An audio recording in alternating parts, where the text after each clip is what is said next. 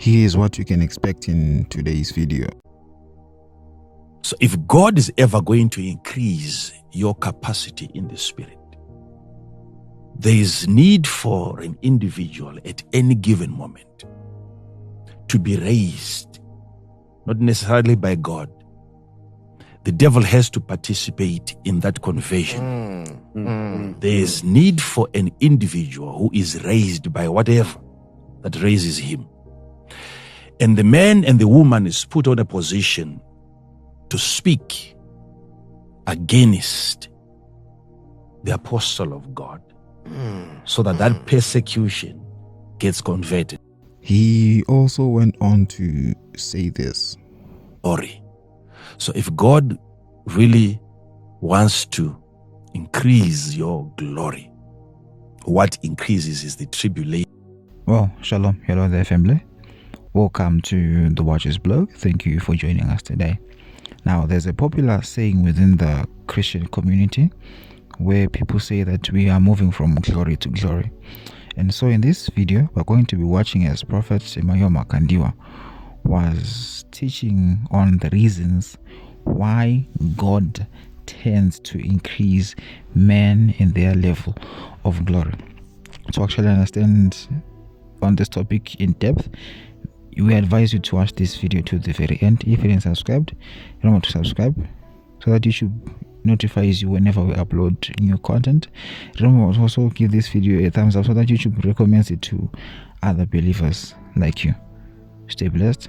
Shalom. Wherefore, I desire that ye faint not. Listen to what he's saying. The apostle of Jesus is declaring unto us not just a prayer point, but a desire. He has a desire. He has a desire. Paul has a desire. And what is that desire?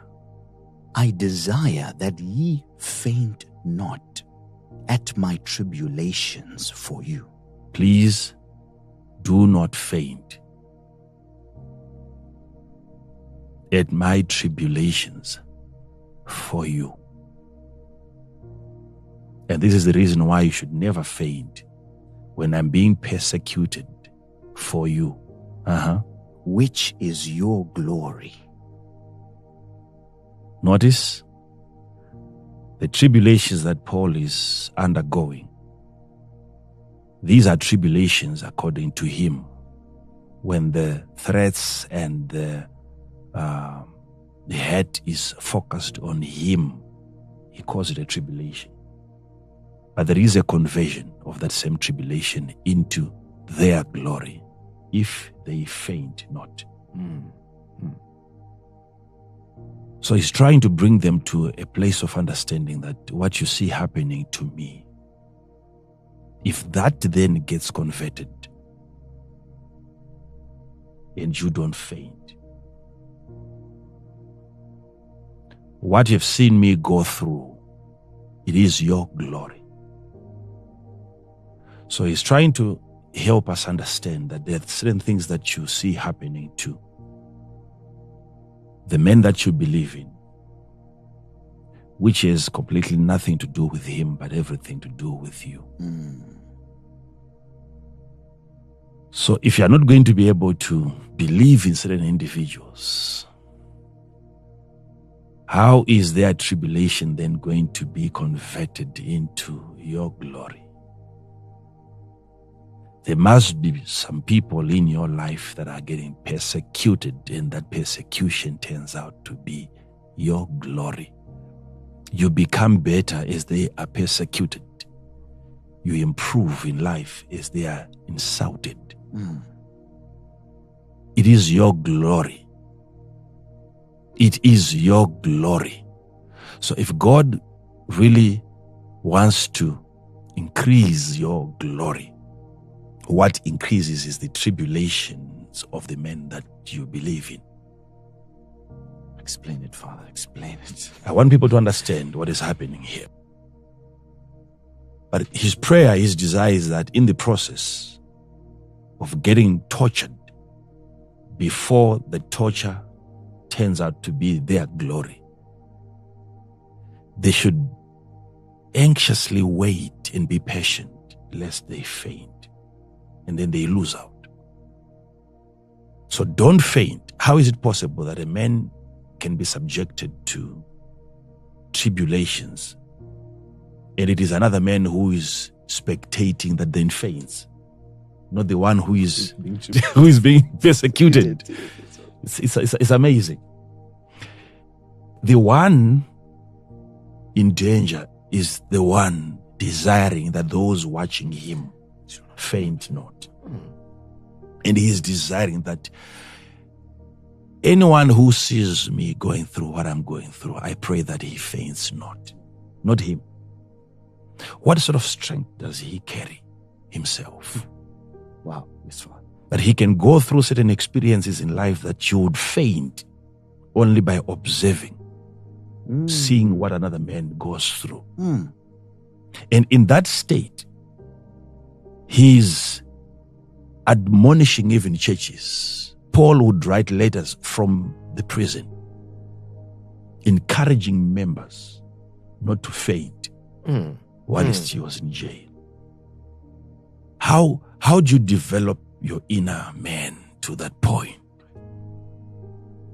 where you know that what I'm going through, I have to hide this experience? If I'm to allow certain people to see what I go through, they will faint whilst I keep on going. Don't faint at my tribulations, because that turns out to be your glory. So if God is ever going to increase your capacity in the Spirit, there is need for an individual at any given moment to be raised, not necessarily by God. The devil has to participate in that conversion. There is need for an individual who is raised by whatever that raises him. And the man and the woman is put on a position to speak against the apostle of God, so that that persecution gets converted. For this cause, I bow my knees to unto the Father of our Lord Jesus Christ.